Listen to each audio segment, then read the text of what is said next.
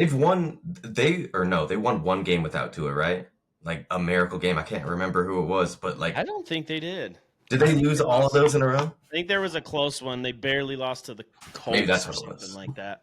Gotcha. Yep. Dolphins did win the Patriots. And Week the 5. you're right. Without They Tua. did. Ah, fuck. Yeah. I forgot Oh, about wait, that. somebody forgot. Somebody forgot. Had That's to convenient. roll the tapes. We had to roll the tapes on that one real quick. Oh, Good call. Good find on that that. was the freaking best game, man. That was so much fun.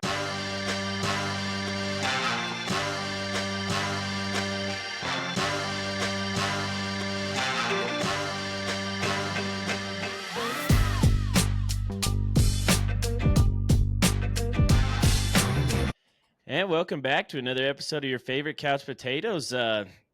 Feist, did you get a haircut or something? Wes, you switching teams? No. We got a celebrity week this week, boys. We got Talbot and Sean Fraser. Celebrity What's week. up, boys? How you guys doing? Pretty good, man. Doing pretty good. Ready to do this.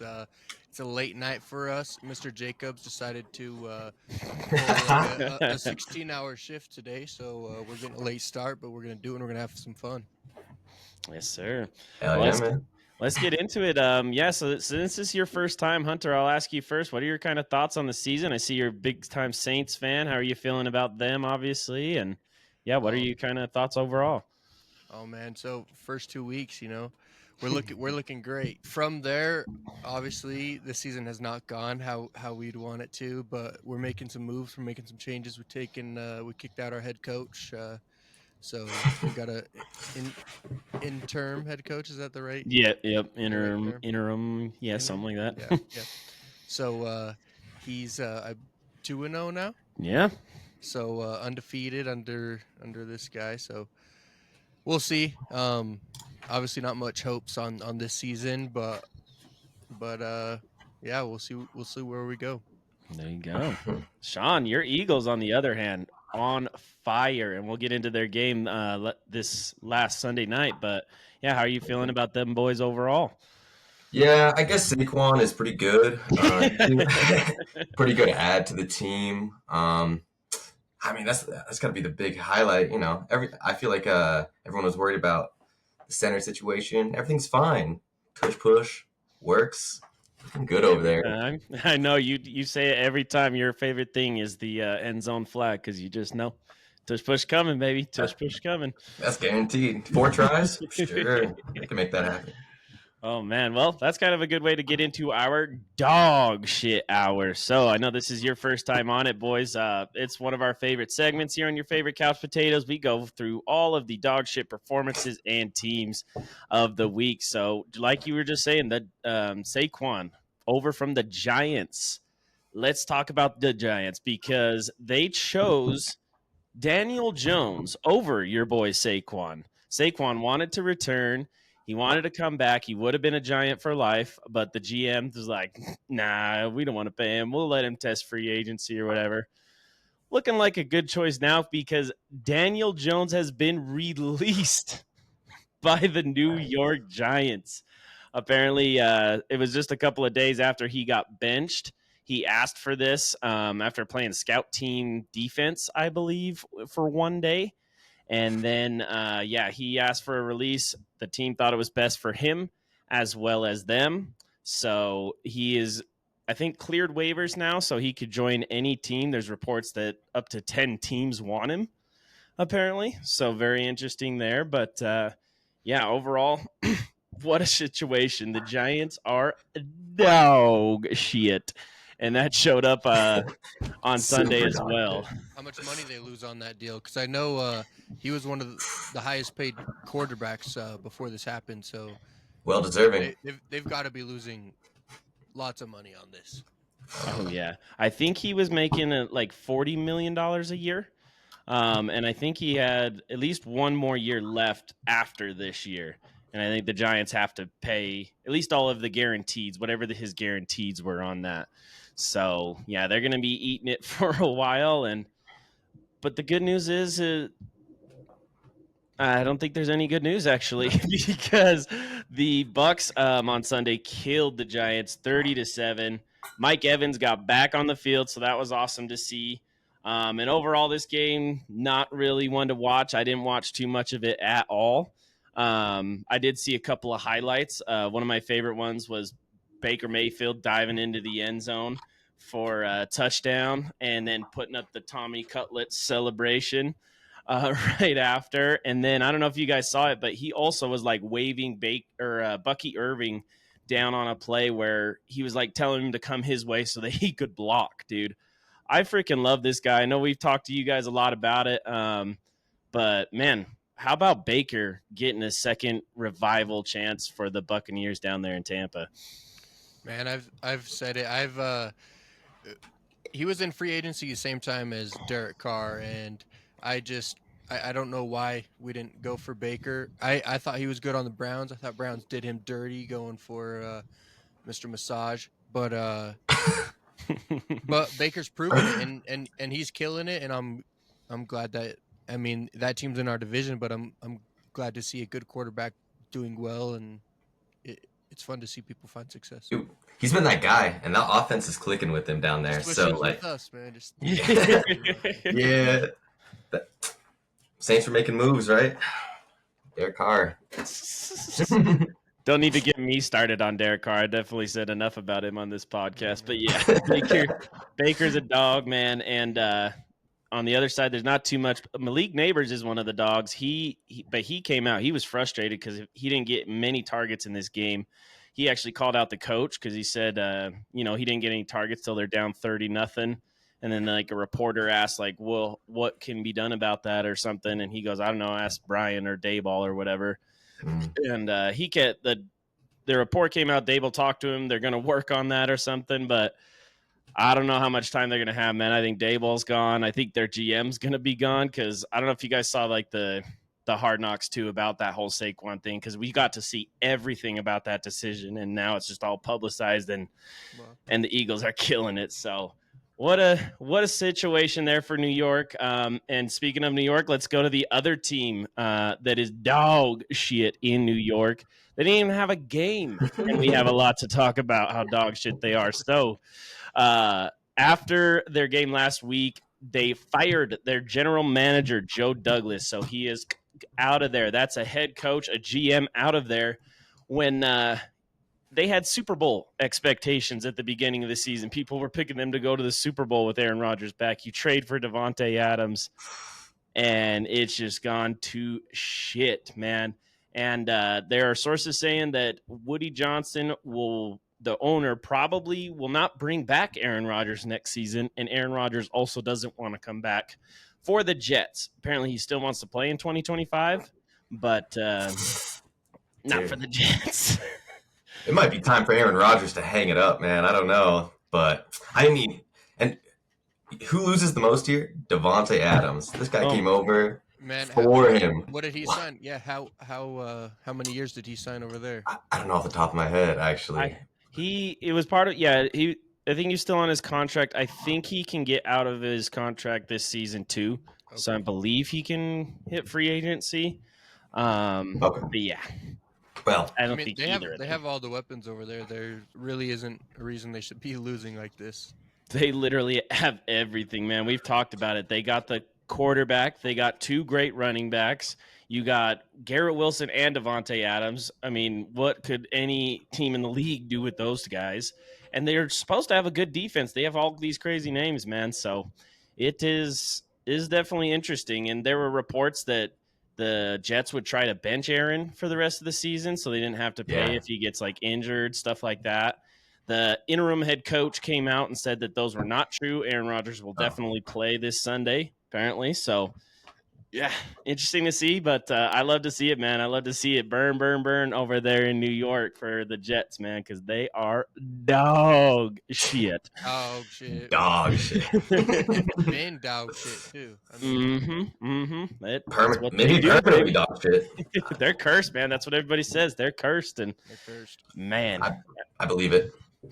And I think we talked about, I don't know if you guys heard, but Aaron Rodgers has a worse winning percentage for the Jets than Zach Wilson and Sam Darnold.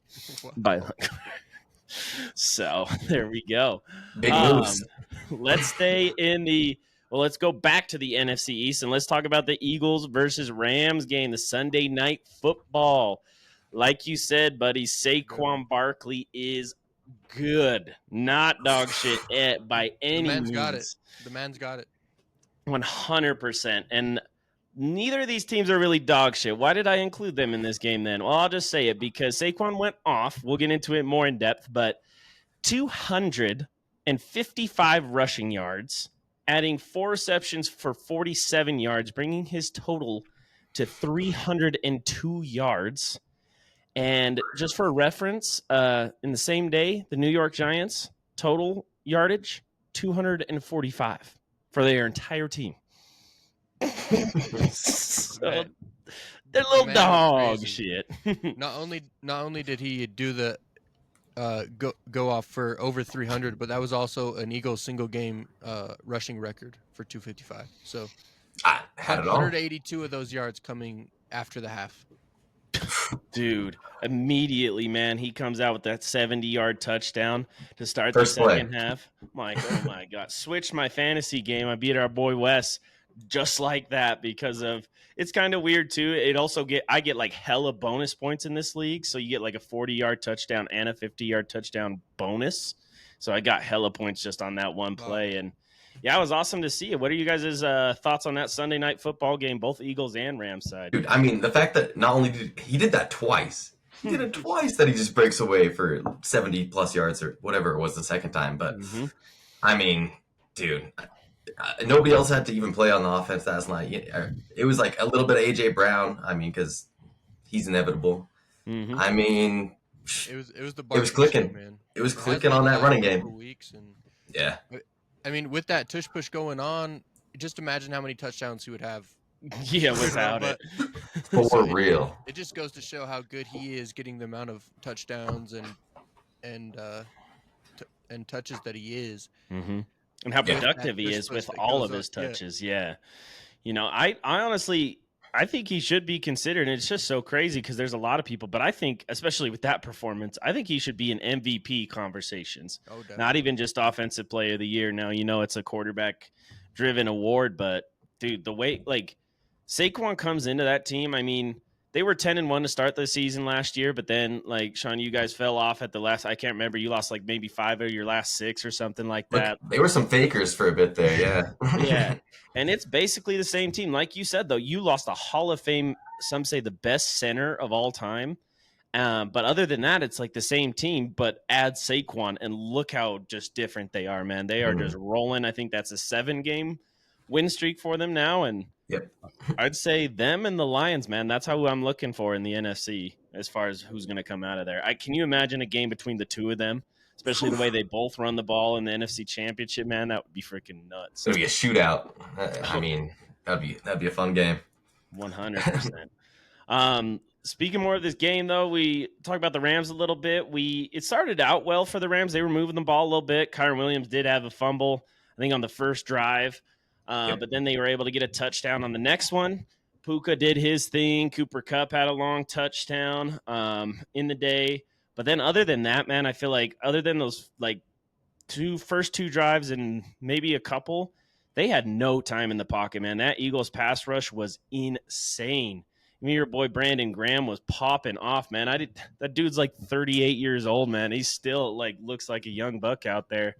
Unfortunately, he had a great game, but he did tear his tricep, and he will be out for the rest of the season on that. So that's terrible to see there. That was sad. Did you see how casual he was about it, too? I did not. I didn't even see the play. What happened? Oh, no. He just, at the end of the game, he just announced, oh, yeah, that's the end of my season, by the way. My tricep is torn. And, like, everyone was like, are you serious? They didn't even believe him. He was just casual. Like, that's sad to see. Good player, man.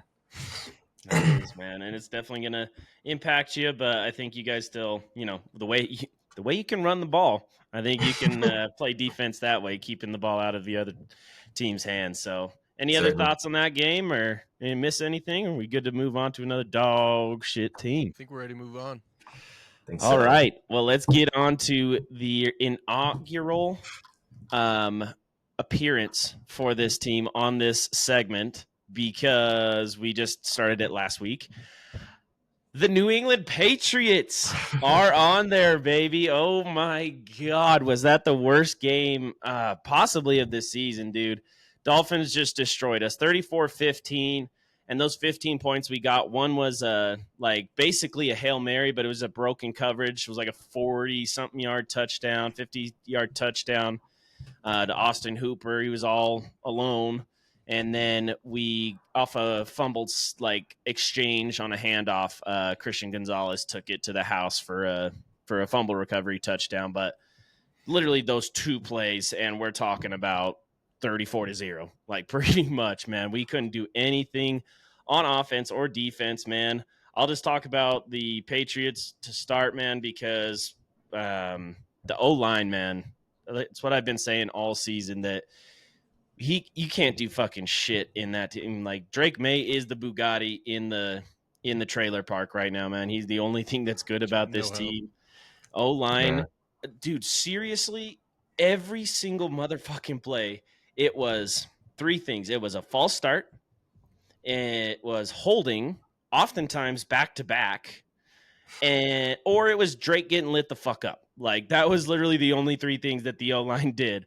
I even saw this meme today that was like, "Hey, I'm the youngest starting quarterback in the league. Can I get some help?" And it was Gerard Mayo and our offensive coordinator. Fuck you. And then the O-line saying, "What should we do this play? False start or hold?" And man, it was just terrible. And then Mayo, I wanted to ask you guys about this before we get into the Dolphins, but Mayo came out after the game and said there is nothing that he can do to help the team after they cross the white lines. What the fuck is that from a head coach, bro? What the fuck do you mean? Yeah, that doesn't make sense, man. I know what he's trying to talk about is that, well, once they're on the field, like it's in the player's control or whatever. But are you saying that fucking, Ben Johnson over there in Detroit, is he not helping that team? I mean, you can be in their ear till the last 15 seconds, right? Or whatever it is. And the way you call plays and make adjustments in the game, man. I've been very like not a big fan of Gerard Mayo this whole season. Like in the way he talked about it, I didn't like how he called the players soft. I didn't think that was a good message. And then this is just like stupid, like no accountability here at all by the head coach. And this is coming from, obviously I've been spoiled with riches of Bill Belichick for my entire life, but he might lay into the team in the locker room, but when it's his press conference time, he's like, we could have coached better. This is on the coaches or whatever. He would take it on them. He would never roast his players publicly. It's in the locker room. Yep. Yeah, exactly, man. So do you think he's trying to like fire him up with that? And if so, like, is that the way to do it? I don't think so, man. Like, it's weird. And he doesn't want to take any accountability himself. Like, that's like the perfect word. Like, how is he going to say that he can't do anything? That's not a good fire message. in your gut. Yeah. That's right. Fire in your gut. That's Gerard right. Mayo doesn't, man. That's for damn sure. I don't know. I thought he would be safe this year because it was obviously a rebuilding year and stuff like that. Like we knew we weren't going to be any good, but I think that, I don't know, he may not have a chance, and I just don't like how he's done it. And it just feels like there's no scheme, there's no coaching really going on both sides because, man, like I said, on the other side, Tua, everybody was just killing it. Tua went off 29 of 40, 317 yards, 4 touchdowns. I don't know if you guys saw the behind the back toss where he didn't even look behind the back. Like you got to be uber confident to be able to pull practicing that one. Yeah, and fucking hell, man. And they didn't even run the ball that much. Like I know, Sean, you're a big Devon A-Chain guy. You got him on your fantasy team, I think, for the last couple of years, and he had a couple of receiving touchdowns, but not really. I think he had 10 rushes, 32 yards, or something like that. Like they didn't really run the ball well, but they didn't have to because Tua just had all time in the world to throw back there, and it could be checkdowns, it could be short passes, whatever it was. They were able to do whatever they want, man. So I don't know. Dolphins are 5-6 going into their Thanksgiving night against the Packers. That'll be a tough game for sure, but it looks like the Dolphins might be ready to make a run. You think they have a chance? They're rolling, man. They're looking really good recently, and everywhere, right? They're spreading the love. There's a bunch of people getting a lot of yards. Jalen Waddle finally has a great day. He had like 140 something yards. Um, and then also Johnny Smith all of a sudden Oh is a my God, man. huge piece over there. Like, 9 receptions, 87 for him. Yeah.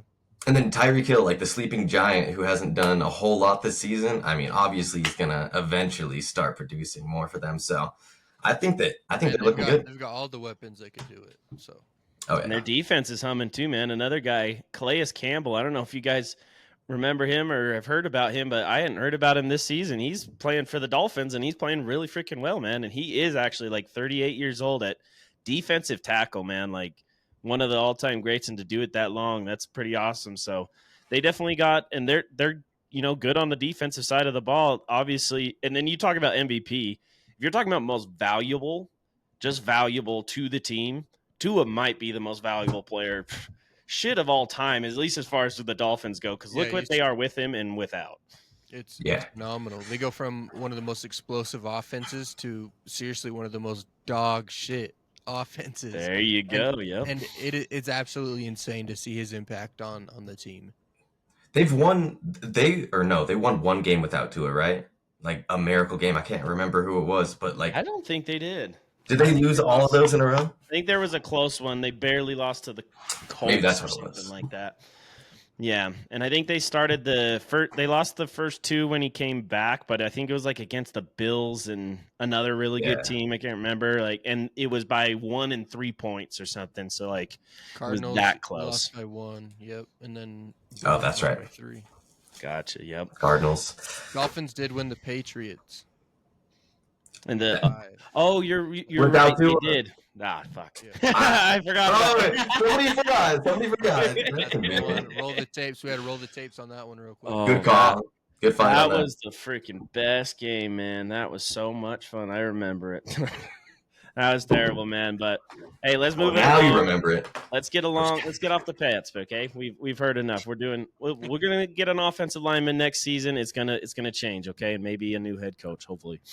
Let's move along. This is our last team in the dog shit hour, and that would be the 49ers, dude. Oh boy. Falling apart.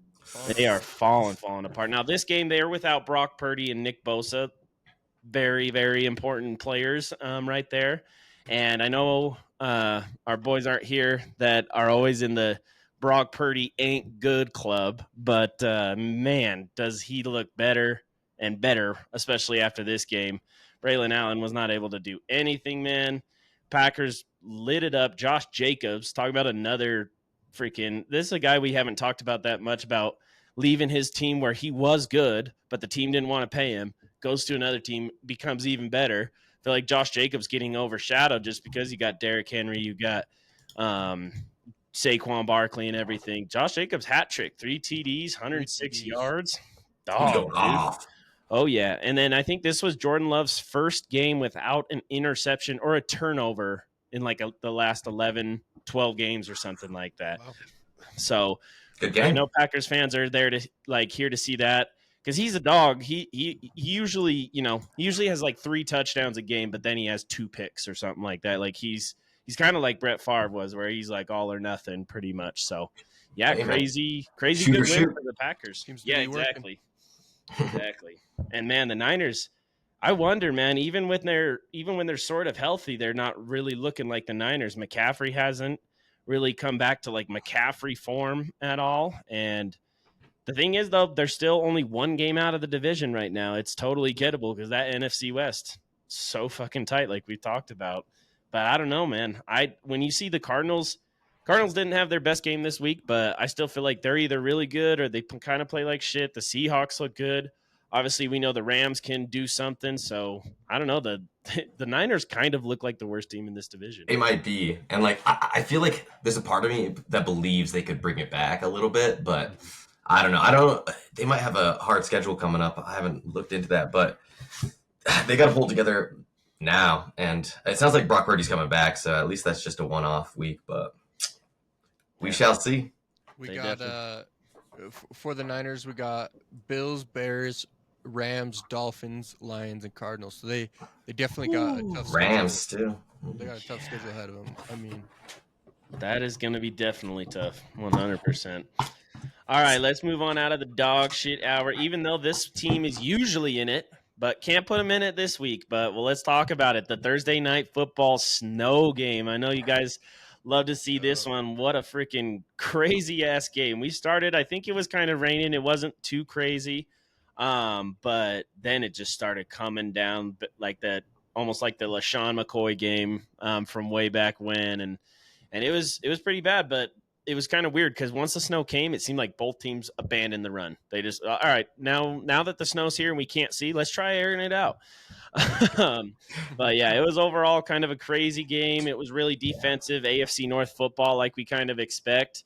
And the Steelers were really slow on offense to start it. They were not able to score a touchdown until the fourth quarter, but then they got 2 touchdowns in 2 minutes because of a forced fumble on defense. So they were able to kind of take the lead, look like they have the game in control till Jameis Winston, baby. Till we get some Jameis. You gotta love the Winston guy. football. You gotta love the guy, dude.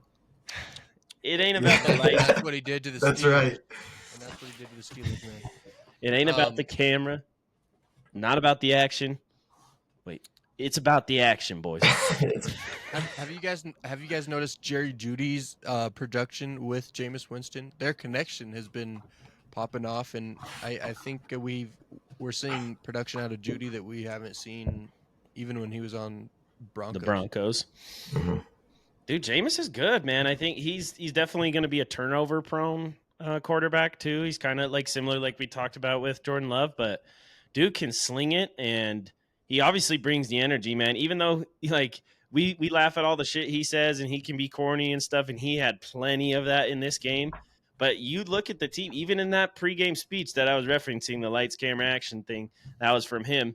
All his players were like, fuck yeah, let's go right after that. Like, you see, they're bought in, and I think they're going to have a fun season. Obviously, they're already kind of out of it, but man, what a difference you see, especially they win that first week without Deshaun Watson.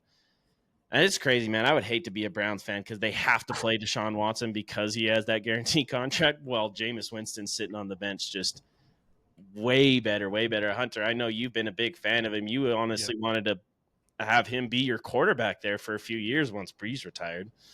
Definitely.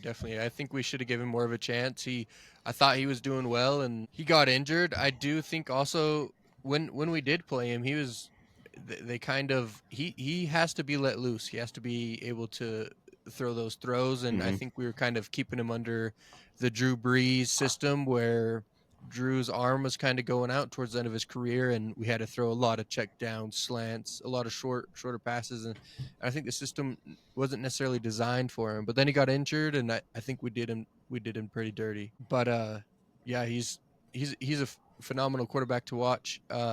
Just recently, Saints played them the prior week, and the players were asked what they think about Jameis, and one of them is like, "Man, we love Jameis over here. He's like the Saints mascot, like the locker room mascot. Like they all love him over there. So he's such a good, just a great personality and energy in the locker room. So you can see the impact he makes. I mean, for sure." I mean, going back to that Thursday night game, seriously, from start to finish, pregame speech, and then they interview him beforehand. Everything about this guy, awesome. After the game, he's doing snow angels. Dude, did you see he started on his face, like face first? That man's never seen snow before. that was the first time for him, and hey. We saw the guy, I think it was Whitworth, like, hey, flip over, yeah. Flip on your back. Fucking love that guy, man. And he's a dog, honestly, too. Yeah, he really is. And in that game, like you were saying that they started airing it out once it started snowing, but I mean, they were catching so many insane, like it was insane to see them play that well in snow that we could hardly even see him on the field because when they did a field goal, you seriously could not see it. It was just invisible in the snow. Like its trajectory, like the first like maybe 5 feet, and I was like, okay, that's good, I think. Yeah. Gone.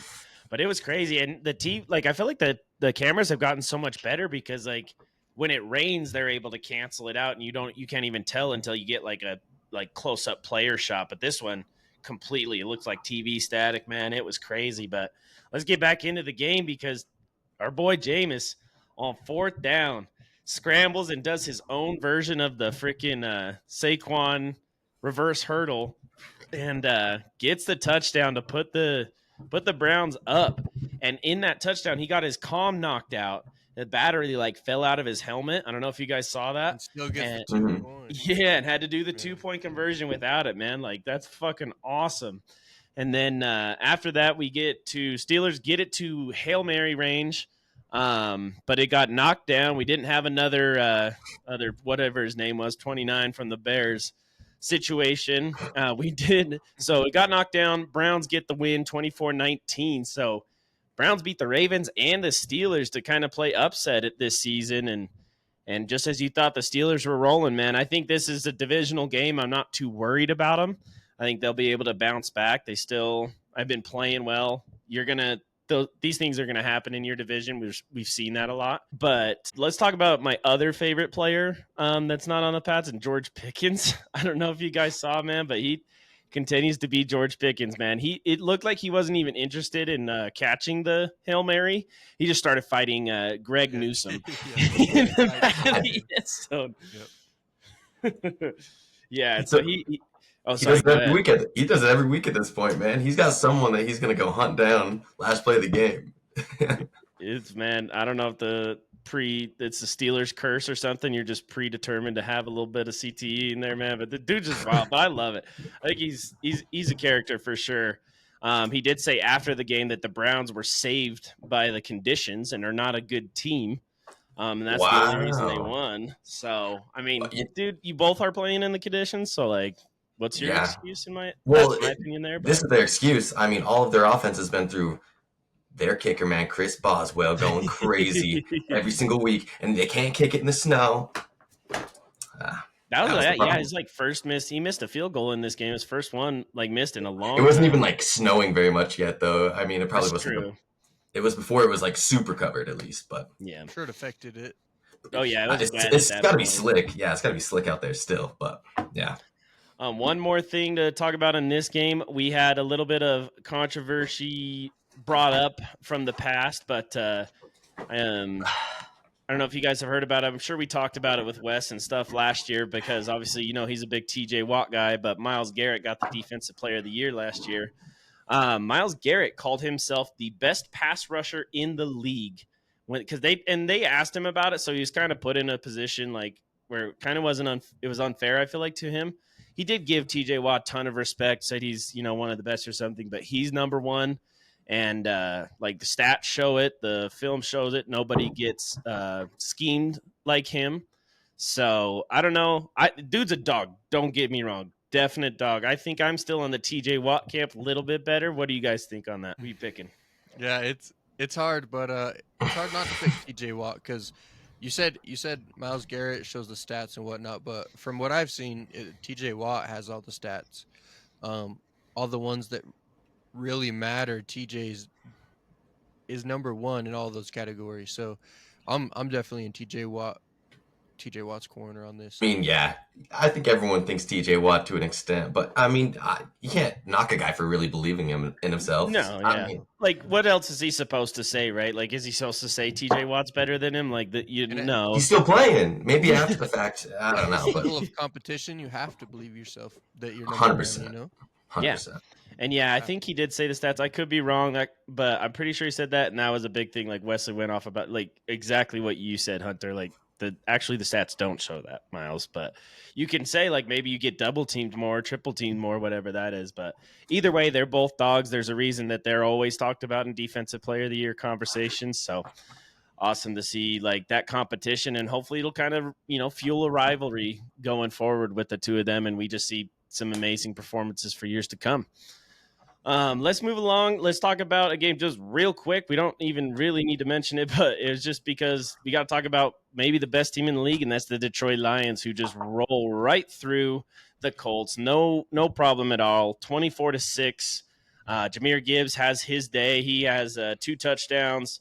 Get the 24-6 win, improved to 10-1. Not really surprised here. Anthony Richardson tried to do his best, but he's Anthony Richardson, so Lions continue to roll, man. I think their schedule gets a little bit tougher. I think they're starting to play some tougher teams, but still, they look like the cream of the crop. It'll be hard to see them lose. They look so good, and their run game is just unstoppable. I mean, you have two just complete RB1s there between Montgomery and Gibbs. They just run the ball all game, and they just wear them down, any team down. Like they're gonna be hard to stop. Sonic and Knuckles is what they call them. Yeah, when you have two running Believe backs it. that dominant, it's just and your What do pass you game think? is that efficient. It's just hard to stop. One thing about Gibbs and Montgomery, they have now scored rushing touchdowns in the same game 9 times as teammates, tied for the third most in such games by any running back duo in NFL history. The Wow. last duos to do this were in the 1950s and 1960s. So it hasn't been done in a long time, and they're showing that they can Crazy. both produce and produce well. So Every game, yeah, every it's game. unstoppable. Like, and they just like take turns. Yeah. And like towards the end of the game, also, it feels like they're just like handing out touchdowns to people that they feel like deserve it or something. Yeah, Like if you're No, that dominant, uh, that's they're insane. truly I think the most dominant team right now. I think overall, I agree. it's hard to knock what they're doing right now. It's just they're dominating seriously.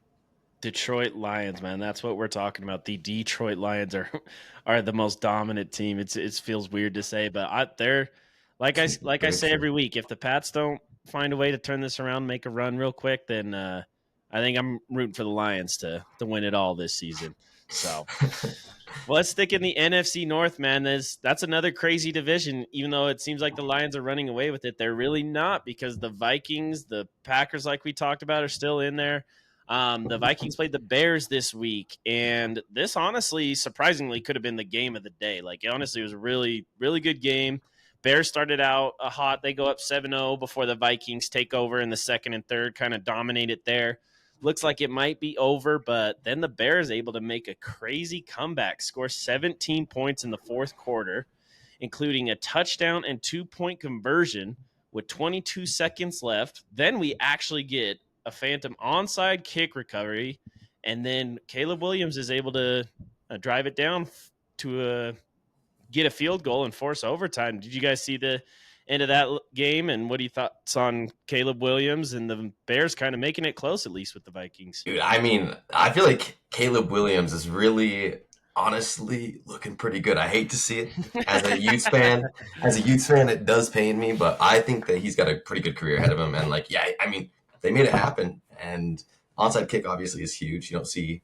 I mean, there's not been many this year that I can think of. Like, The percentage is now so low yeah, that it's crazy to see that. you don't expect it to happen, but they made it happen. Unfortunately, they couldn't win the game, but Vikings are good, so it's a pretty impressive feat to even take that close at the end there. It was Oh impressive. yeah, I think they've looked a lot better with since they fired their offensive coordinator too. I think their new one, I can't remember what his name is. I think it's Shane Waldron, or maybe that's the guy they fired. But anyways, the new guy, he's like said, we're gonna get Caleb back to the basics. We're gonna focus on the fundamentals and everything, and we're not gonna try to do too much. And honestly, I think it's been 2 games now. They started been playing better, and like you said, Caleb looks a lot better. In the beginning of the season, you would not have said that he looks good at all, but he's No, starting to kind of turn it on right now. he looks pretty legit right now, and we'll see what's to come. I saw some rumors, so I guess just seeing what you guys would think about this. But what do you think of Aaron Rodgers to the Vikings? To the Vikings? Yeah, Dude, I honestly, I mean, the thing is, Sam Darnold's looking pretty good. I know he's had a couple of games, but I like him in that offense.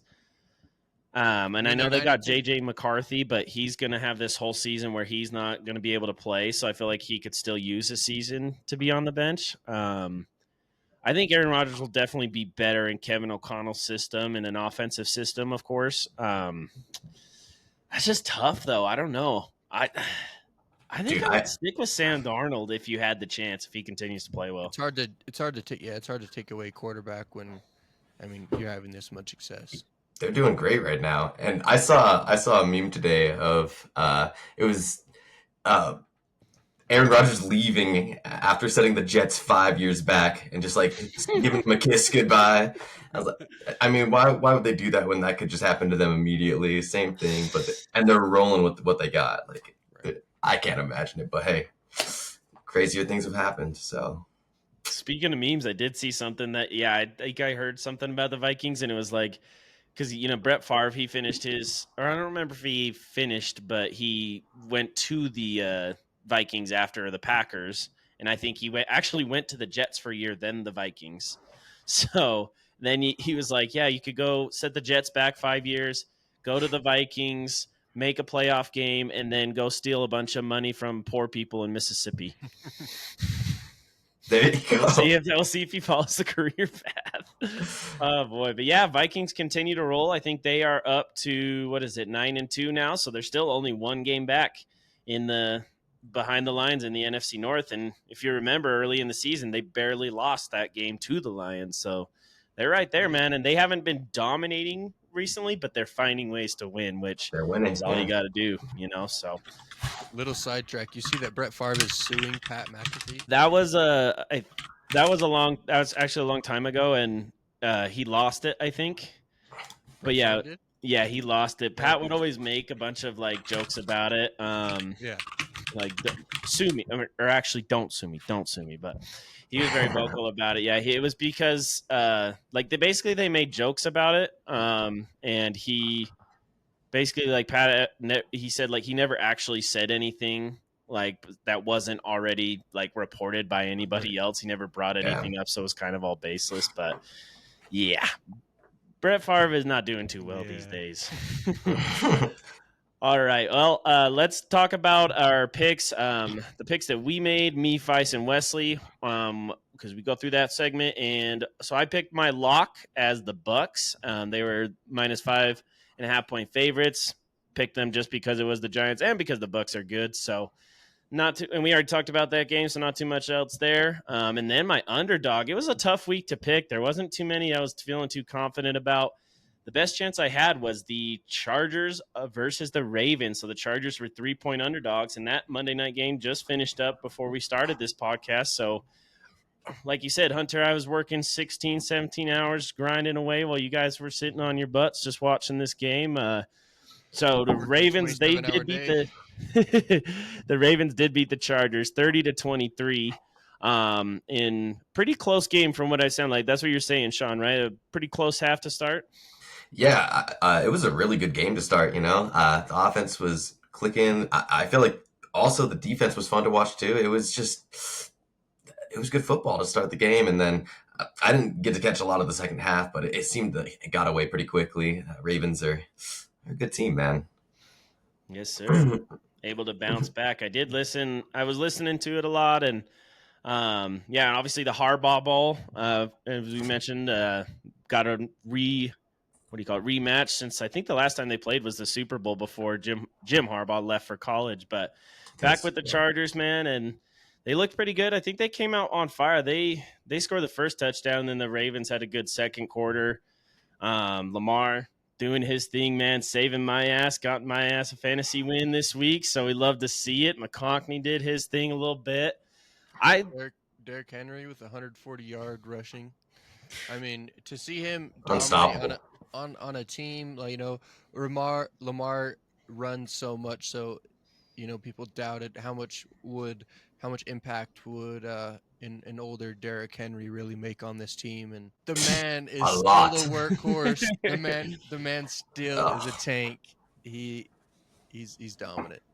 Oh yeah, I was able to see a couple of his runs, and like he was making other full on, not even just grown ass men, but grown ass men that are the top of their profession, physically fit men that he's making look like ragdolls out there trying to tackle him, dude. He's a dog, man, and you had to doubt him. That's another guy you could talk about for MVP. I know Lamar on the other side is probably the front runner, but dude, what they can do, it's kind of, their defense is just so bad right now, like especially their pass defense. I feel like that's what's holding them back.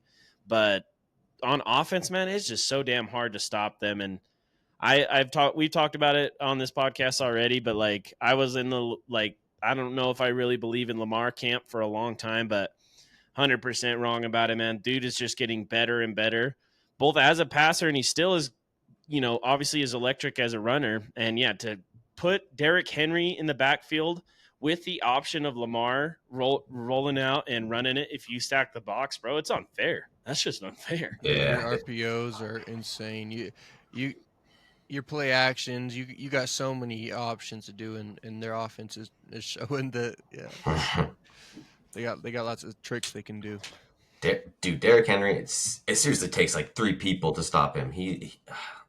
That guy, I can't believe people even doubted that it would work because he's that guy and he's been that guy. But I guess he was. I mean, his age was a legitimate concern, I guess. But he's proven that Most age is running just a backs. number. Yeah, most running backs, but he's not most running backs. Not Nah, by he's any that guy. stretch of the mean. I think he's a guy because I know they were talking about Saquon for maybe possibly 2,000. I think Saquon obviously passed him up with that crazy big game, but yeah, he's second in rushing, 1,185 yards. So I wonder if he can maybe make it to 2,000, bro. That's what 800-ish yards with what you got 5 games left, so that might be close, but That's tough, either but way, man, You know what the he's record is? I do not.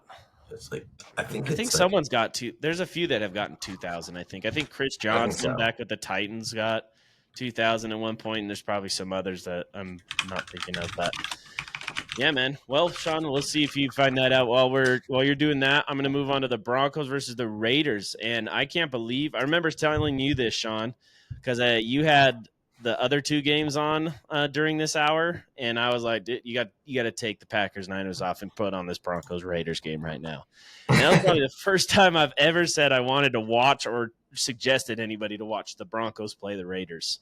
But it was actually kind of a good game. It was honestly my favorite game in the afternoon slot. The Cardinals and Seahawks was a little close. It was a defensive game, but the Raiders were actually able to get a lead in this. They had the 13-9 lead at half, but then after that, all Broncos, baby. And I think I'm ready to say, even though I'm a huge Jaden Daniels fan, you guys know I've been talking about how I wanted him on the Patriots and stuff, but I feel like since his rib injury, he's kind of gone downhill just a little bit. Not that he's playing bad, but Bo Nix on the other side, man, he is looking like a dog. And I was so wrong about him because he had a first, few games he kind of struggled, but he went off in this game. Cortland Sutton had a big game that helped my other fantasy team get the win. But yeah, I think he had another like 3-touchdown game in this one, and just 2 touchdowns, but incredibly efficient and put the game away there in the fourth quarter. They win 29-19. And then just another little news, Sean, you saw this right away. I remember you texted me right away, but Gardner Minshew officially out for the rest of the season, broken collarbone. Oof.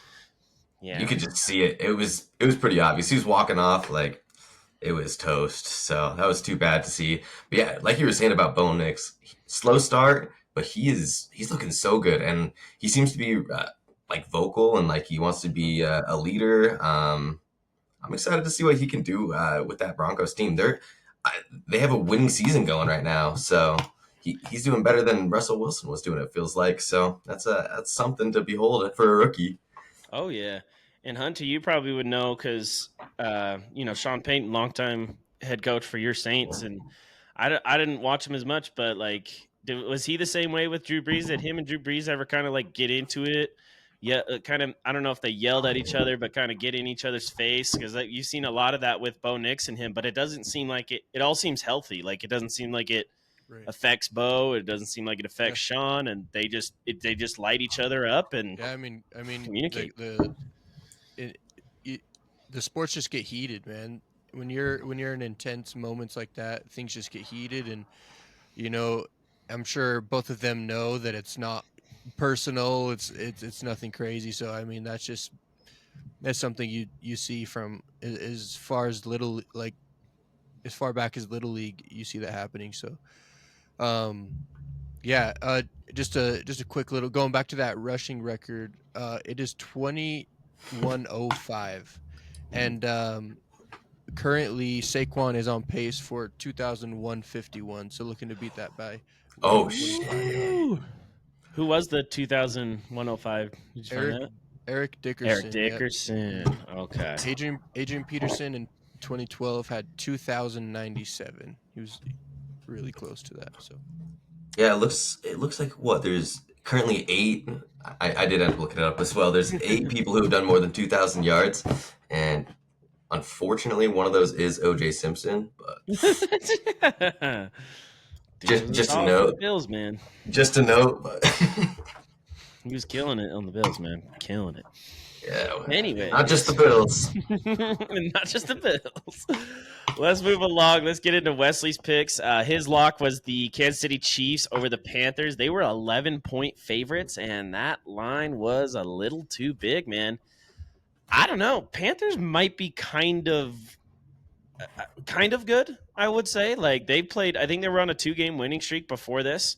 Very close to having a 3-game winning streak. A lot of people saying this was Bryce Young's best game as a starter. I'm like kind of surprised that he had, that he did so well after getting benched. And I feel like he kind of took it in stride, took it how he needed to, and has been performing better because I think he got back in because Andy Dalton got injured, but then Andy's healthy and they still ride with Bryce. But Kansas City's still able to sneak away with a win after Pat Mahomes does it yet again, where he just scampers down the sideline so slowly and looks like he's going out of bounds, so the defenders don't want to touch him. And he gets another 20-something yards after It was like the fact. 21 or something. It was ridiculous. That Just wasn't. I'm like tired of that because he gets away with it more than anybody because he's just I'm going out and then sprints down for 20 more yards, taking advantage of the the rules, offense. man. I said It's in the rules, right? But I don't know. I said it the last time he did it, and I was like, dude, just freaking kill the guy. And Feist like laid into me, thought it was so funny. I don't think he understood what happened or didn't see the play, but like, yeah, just like you can hit him if he's a runner, man. You can hit him just like any other player. And I don't want him to be hurt by any means, but like, you can't just let him keep doing this. You can't just let him keep killing teams when he shouldn't be. Multiple times. It's not like he's like Lamar where he's got this breakaway speed that you can't catch him. He's freaking right there, bro. So, but yeah, Kansas City, another game, finding a way to win. Noah Gray had a great game in this game, 2 touchdowns. Every time I'm looking for Kelsey, and all of a sudden it's fucking Noah Gray instead getting all the touchdowns, man. Dude's just, I don't even know if Kelsey's even trying anymore, man. He doesn't look the same at all, but he always does turn it up in the playoffs, so we'll see how the rest of their season goes. But they find another way to win.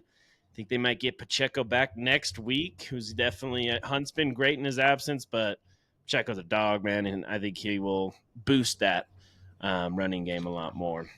Yeah, dude. I mean, the Chiefs are a quiet 10-0 right now, or sorry, 10-1, and it's because they just don't. I mean, it's within 3 points with the Panthers, and like, yeah, Bryce Young is looking good, and he's looking like he's gonna probably be like a good quarterback in the future for that team. But 3 points against the Panthers when they were 11-point spread is not what you'd expect, and yeah, they feel like fake 10-1. It's so weird, but they always find a way.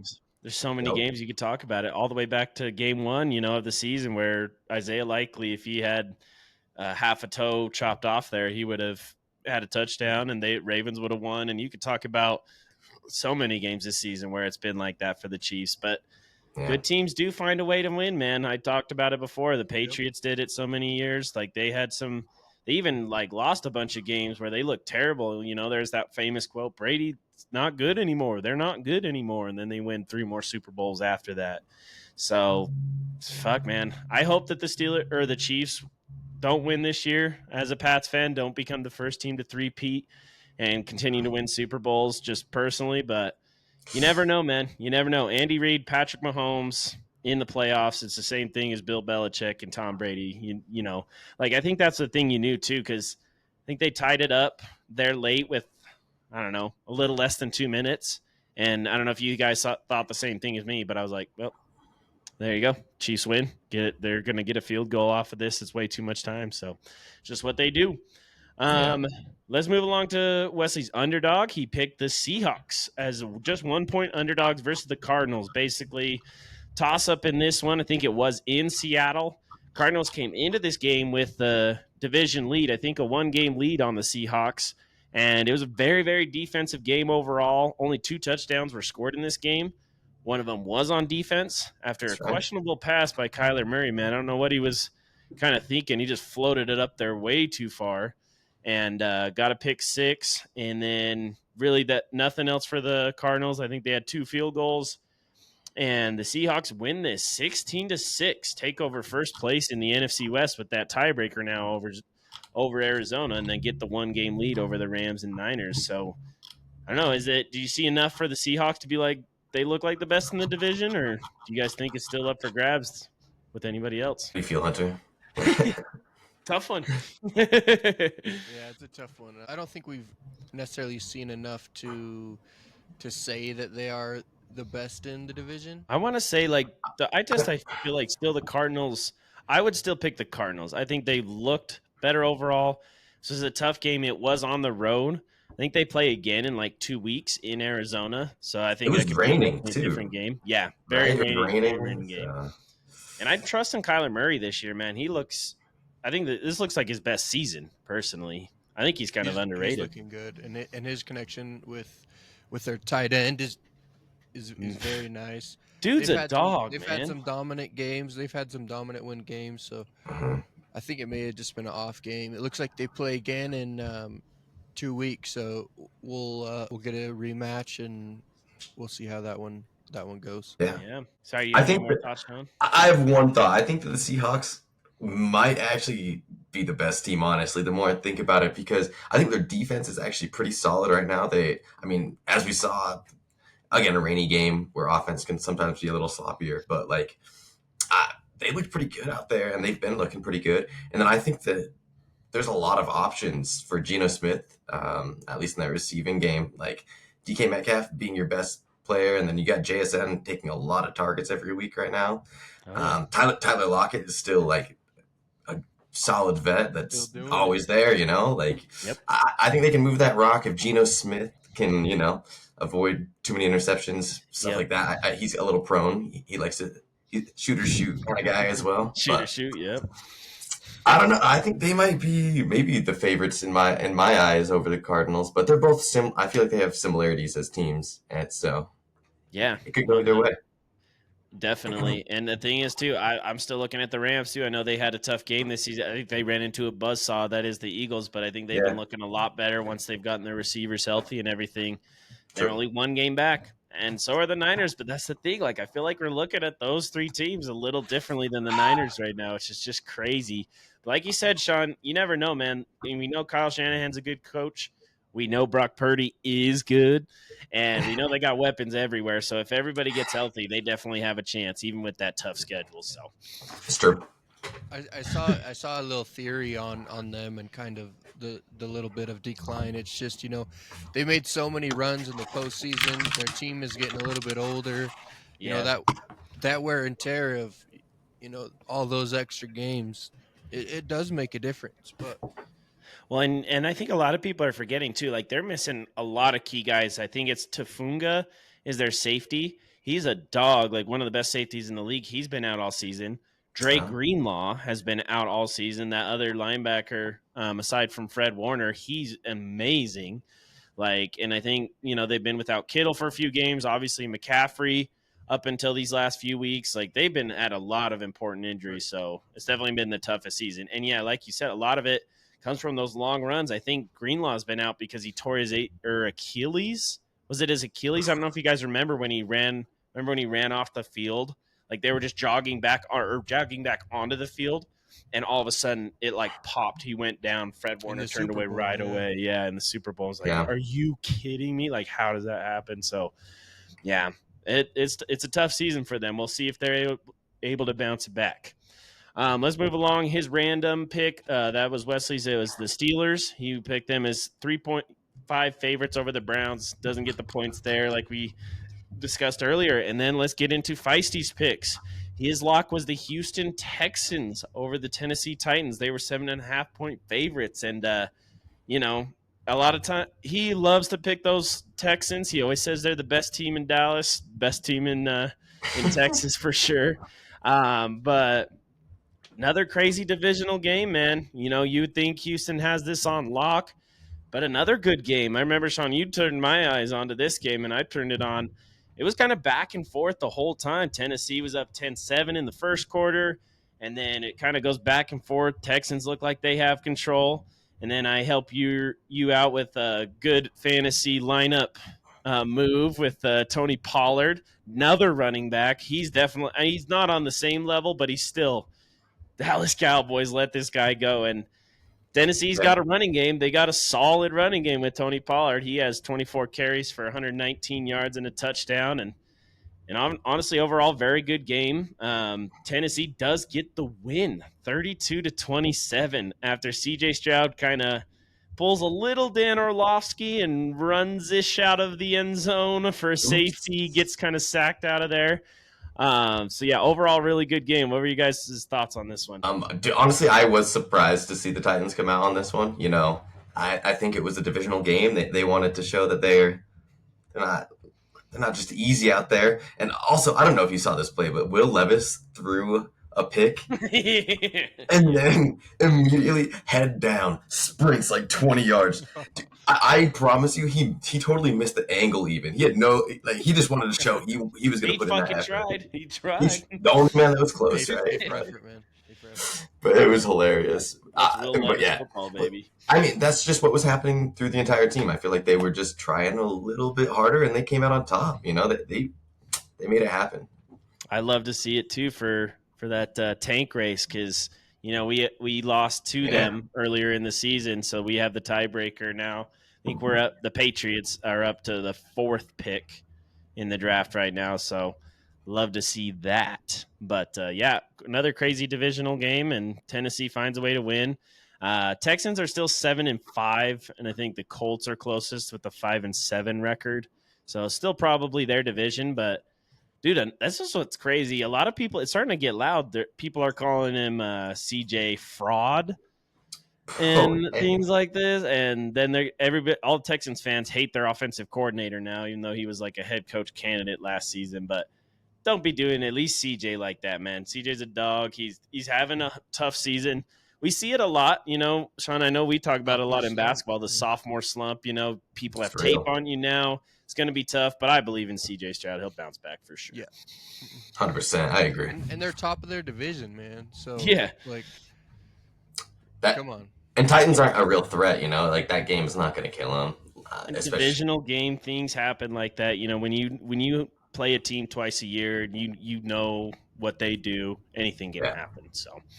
Feisty's underdog was the San Francisco 49ers, 2.5-point underdogs against the Packers. This spread was before Brock Purdy was ruled out, unfortunately. So I don't know if we got to figure something out for that. We haven't had something kind of happen like that before, or something that drastic. Because I think like game time, they were like 5.5-point favorites at least, or something like that. So, but yeah, we already talked about that game, and then we'll go into the random last good game of the day, and it was in the morning slot, the Commanders.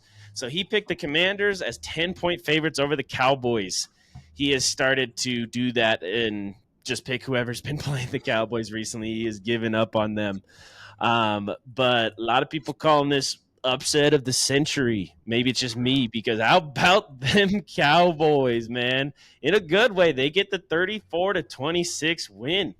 This was an insane game. It was really nuts. Not until the 4th quarter, though. It was very, very slow. I wouldn't even say it was like a good defensive game. It was just slow overall. It was 3-3 at half, or I think it was the 3-3 in the first quarter, and then it was like 10-9 at half. Or no, 10-9 at the end of the third. And then in the 4th, we have 24 points from the Cowboys, 17 from the Commanders. And do you guys see that kick return by Turpin? Dude, he fumbled it first and then puts that spin move on. Oh, man. That was the hardest use of the B button I've ever seen, man. He got like 6 people with that, dude.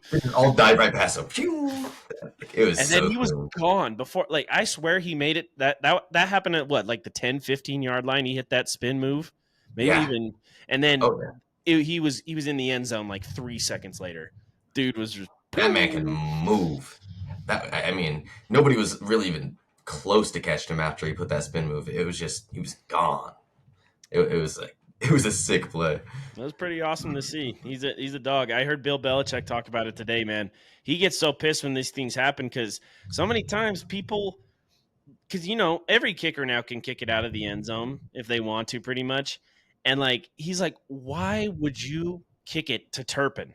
Why would you even give him a chance, especially late in the game, man? Just kick it out of the end zone. You have a much better chance that playing some good defense, but they don't. Turpin gets the touchdown. And then I get freaking stressed because the guy I've been hating on since last season, Scary Terry, who the guy was going against, had him, gets an 86-yard touchdown right after that Huge. to go and tie it up, but Oh, not so fast because the kicker misses the extra point, which forces a onside kick attempt, which honestly it probably wasn't the smartest play because they could have run out the clock, but he saw the end zone, he saw his chance, his special teams guy, on the onside kick attempt, takes it to the house. The Cowboys do, so part of that scoring barrage right there. Overall, crazy game. Cowboys get the win. Commanders, like I said, Jane Daniels, Commanders overall kind of fallen, and as the Bo Nix and the Broncos are rising, I feel like I would say, like, if I were to vote on it, just if I had a vote and we voted after these 12 games, I'd give Bo Nix the Rookie of the Year. I think at this point, earlier in the season, maybe I can see where Bo Nix maybe hasn't quite caught him, but I think he has. I can see the argument against it, but I'm gonna pick Bo Nix as my Rookie of the Year. So, what do you guys? Would you guys agree, disagree, and then any thoughts on this game that I didn't mention? They're both holding a 7-5 record. Commanders on a 3 losing streak. I definitely do think that Bo Nix is on. He's on the come up. It's hard to say, man. Daniels has just been on. He's been on a tear. It's hard to say. It's They're hard. both. It's a toss up right now. I Which think is it crazy depends because on at least that, right? Because Daniels was run away for the first, I don't know, Definitely. 6-7 games or something like that. Yeah. And Bo Nix has definitely come back. I think I saw something before this game, like Bo Nix had 19 total touchdowns and Jane Daniels was next closest with 14. So like, that was even before this game. He's making some plays, but the thing is, they're both incredibly efficient. They don't turn the ball over, which is crazy for rookies, So what a good race there. Yeah, it'll be interesting to see how it finishes out.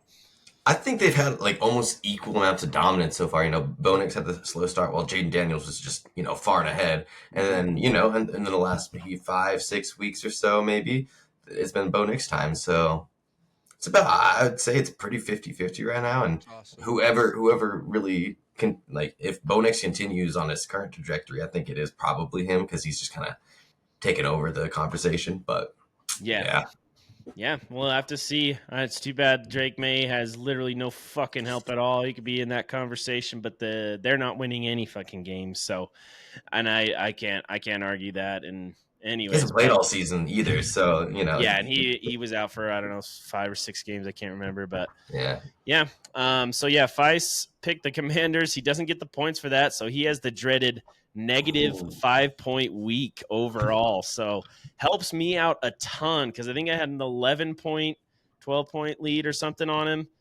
Can't remember exactly. I do the math, but now update on the pick'em standings. Your boy is at 97 points. Feisty's at 73 now, and Wesley creeping his way up still. He's at 63 and a half. So be interesting to see. Other than that, we'll update you guys on the rest of our picks. But man, Talbot, Fraser, thank you boys for joining us on this Celebrity Week. It was awesome to have you guys on. I really enjoyed it. And any last thoughts for the fans or the rest of the season? Hey man, thanks for having me again. It's first time ever talking football on here. Usually I'm more of an NBA guy, but hey, it was a fun time tonight. Yeah, thanks for having us. It was fun talking football. We'll have to do another one maybe towards the end of the season. Do like a little recap and see where we've come and Sure. how everyone finished out. Maybe one last thing: Super Bowl picks from here. Okay. Now that we've seen teams play, we've seen who do you think's going to take the chip, man? See, I'll let you start, Sean. Oh, me first, huh? Oh, that's a toughie right there. I would say, are we just thinking, you want winner or matchup? What are we talking here? Let's do Both matchup, sure. Yeah, matchup. Bro, Okay. yeah. I'm saying it's Bills season out of the Ooh. AFC. I think they're ready, man. NFC, I'm gonna have to go Lions, man. I'm liking what I'm seeing over there. Ooh, That's over your Eagles. Mm. Dude. I mean, Eagles are looking great. But the Lions have been more dominant than the Eagles. Uh, I can't be too much of a homer here. I'm trying to make Hey, an journalistic standards. I like it. I like educated decisions here. it. I love it. I think, yeah, I would agree with you on the NFC side, the Lions. Although, like I said, I think that's my prediction for the NFC Championship. I think it'll be Lions Eagles, and I think it's closer Good game. than a lot of people might think. But you never know, man, because the Lions just have been doing it for so all season, but really so have the Eagles. They just kind of had that first, like I think 4 games they struggled, but like I said, 7-game winning streak or 9-game winning streak, whatever it is. But they've been Yeah. killing it. So I'm going to take the Lions though. And then I think my personal feelings are going to come into play here because fuck the Bills, and fuck the Chiefs. And I worry about this because of their defense, like I talked about earlier. But I'm going to go with the Ravens. I'm going to say they're going to get over the hump. Lamar and Derrick Henry are going to find a way to make it work in the postseason. But I'm still going to. I'll give you a prediction. I'm going to take the Lions. The Lions are going all the way. This is their year. Like it, I like it. Um, NFC side, I definitely think Lions are going. They're looking unstoppable. Totally. They're they're looking so good. So many weapons. Their defense is looking good. They're vibing. They just have a good locker room over there, and I think they're going.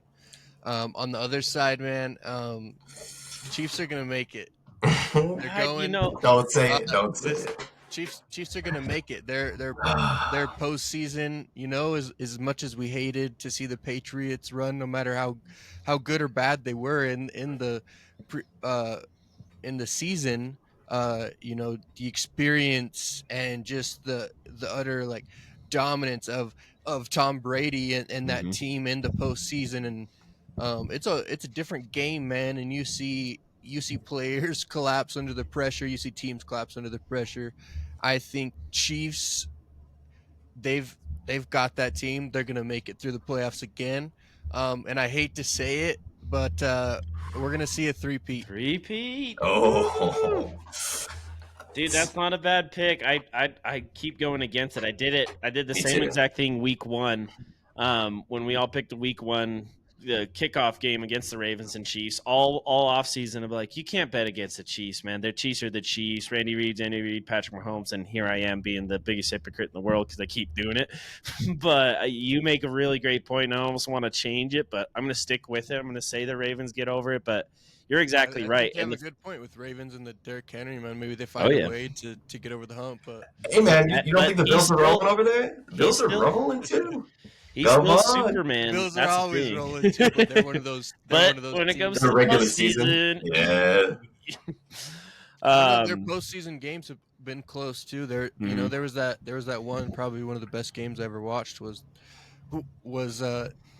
it was like 1 minute left and there was like 28 points scored or something Yeah, yeah. between the I Bills think that two. was Chief, the right? same one. Yeah, yeah. Yeah. The Chiefs scored with 13 seconds left or something like that. I think it Yeah. was the same game. Yeah, I remember that one. Crazy, crazy Dude, game. And I think I that's think why they they yeah, changed the rules too for overtime in the postseason, so that both teams can possess it, even if you get a champion or a touchdown on Touchdown. the first drive. But yeah, man, that's the thing too. And you even like further to your point, Hunter, those teams, those Tom Brady teams, Patriots teams that you're talking about, a lot of years, like it wouldn't even be necessarily Tom Brady doing it. It would be, the whole team. It would be the running game. Right. Like remember in the AFC Championship game when we played the Colts, like it was all LeGarrette Blount. Like he had 150 yards, 3 touchdowns or something in a game, and the Chiefs can win like that. They have the best defense that they've had. You could say these last 2 seasons. I feel like over their entire run, their dynasty run that they have right now, so they can find other ways to win and ways to win that do well in the playoffs. You know what I mean? So that's a great pick, man. But that's crazy. We all got Lions. Even the Eagles fan got the Lions out of the NFC. They're looking insane, man. It's like no doubt. I feel like. I feel like everybody kind of wants the Lions to win too. Like nobody really I hates want to the see them Lions. there, man. Yeah, they're. Yeah. I don't know. They're. I. Their head Top to bottom, coaches. they're Yeah, yeah. And you can't coach is hate it. Like fun. I feel like Amon you don't Ra hate is just. anybody on that team too. Yeah, it's just a bunch of fun. Yeah, I would like. It would be a fun team to see win it for sure.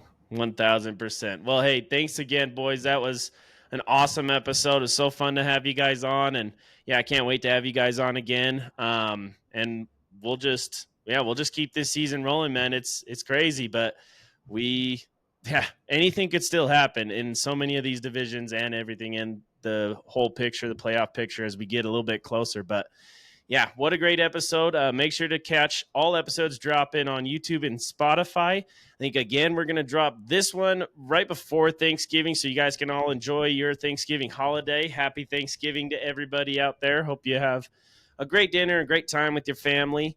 And then make sure to check our clips out on Instagram, YouTube Shorts, and TikTok. Until next time, we'll catch you on the couch. See ya. See ya. Happy Thanksgiving.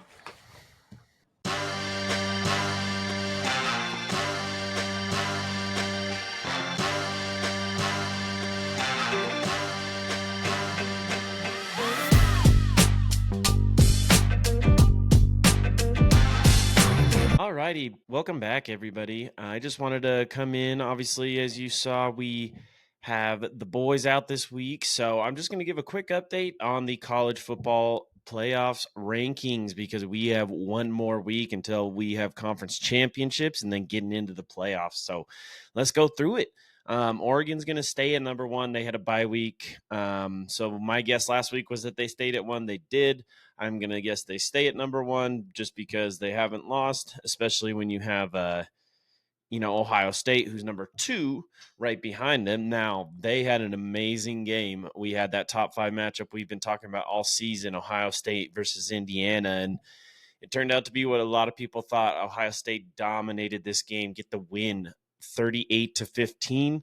Started out okay for Indiana. They got a 7-0 lead, but quickly Ohio State showed who they were and showed that they belong. So my guess last week was that they stayed at 2, and it was correct. So then this week we'll see. I'm going to guess they stay at 2 as well.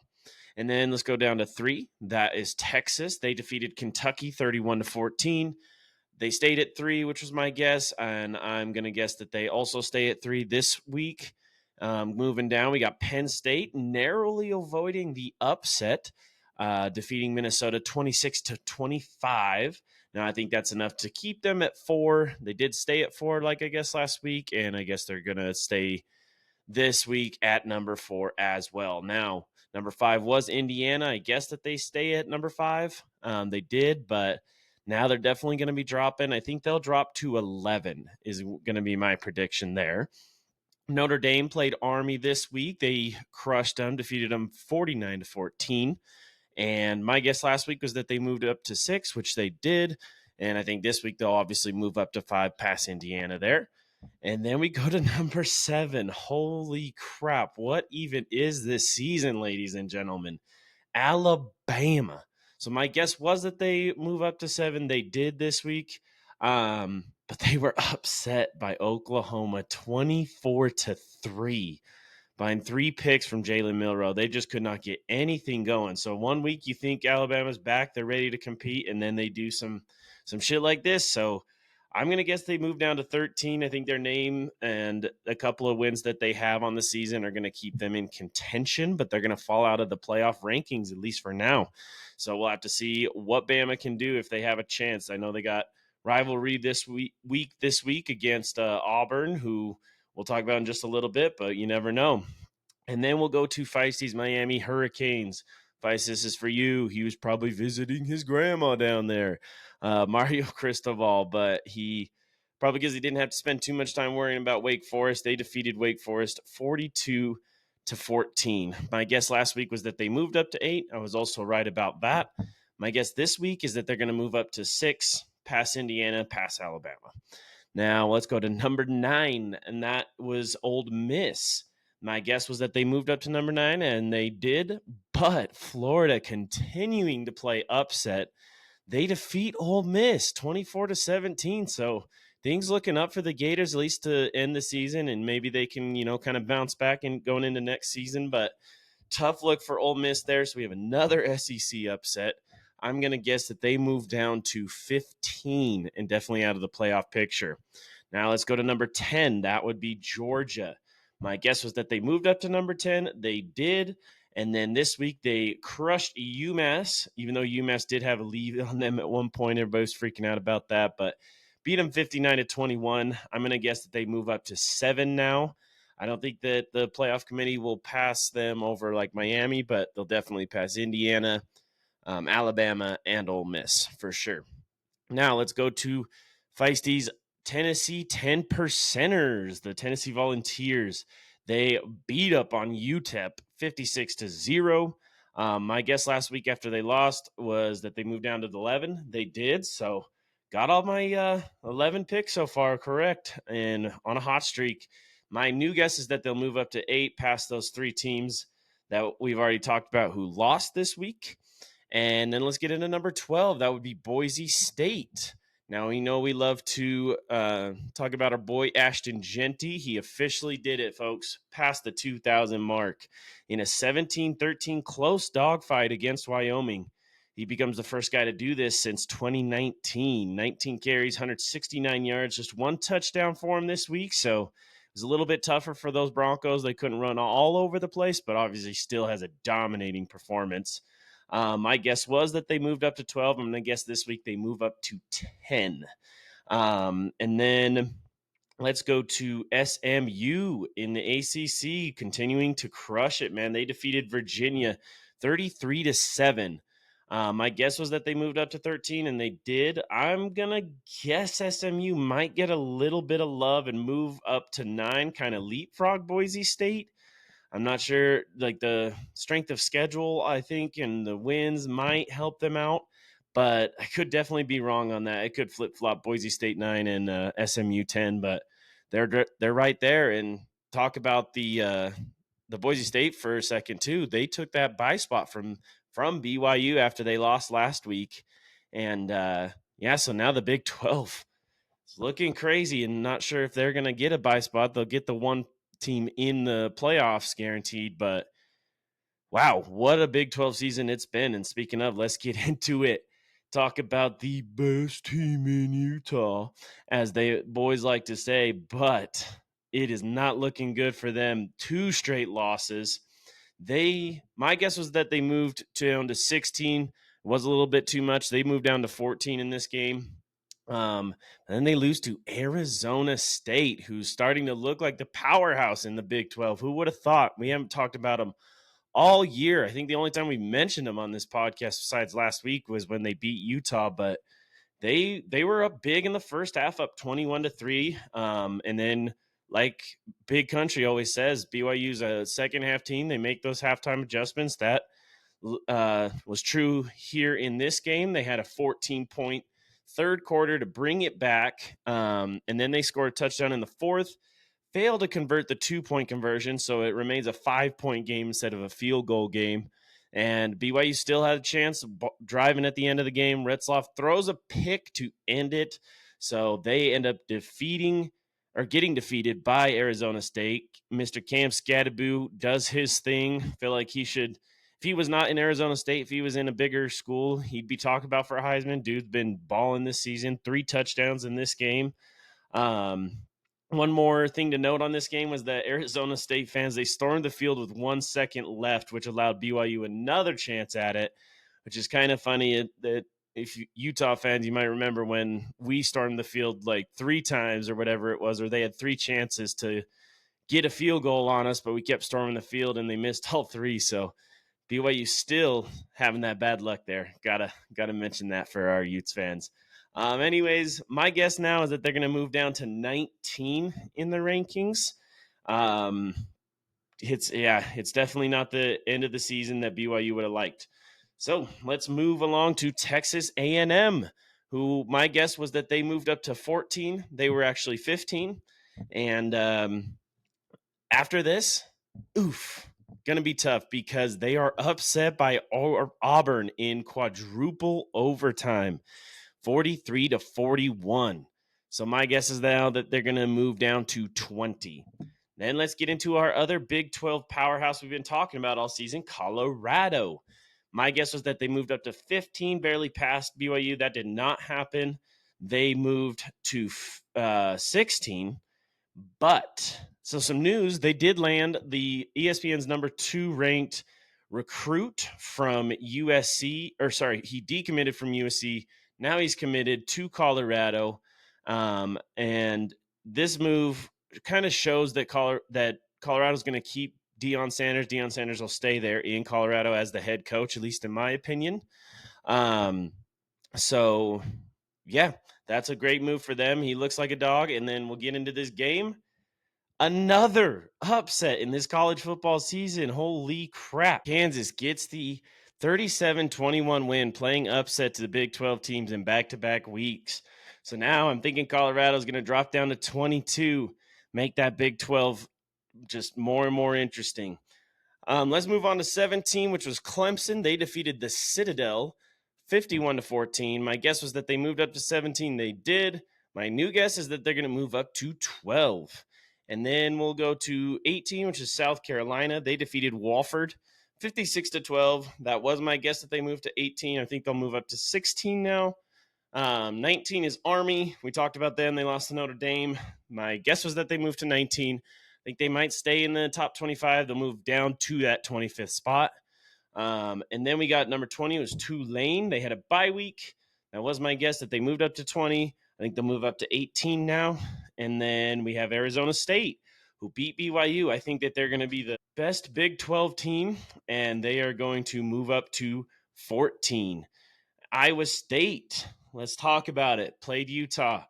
I guess that they will move up to 22. They did. And then we talk about this Utah game.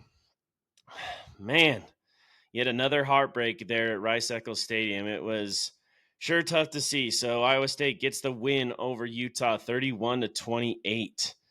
And man, this is my public plea. Anybody out there, if anybody anywhere sees this, please, if you know anything about offense, please come to Utah. We need it so bad. I mean, there was absolutely nothing going on in the first half at all. First 3 quarters, really. And you talk about it. If you look at our points in this game, so we had one big pass to start the game. I remember it was 40-ish yard completion down the field.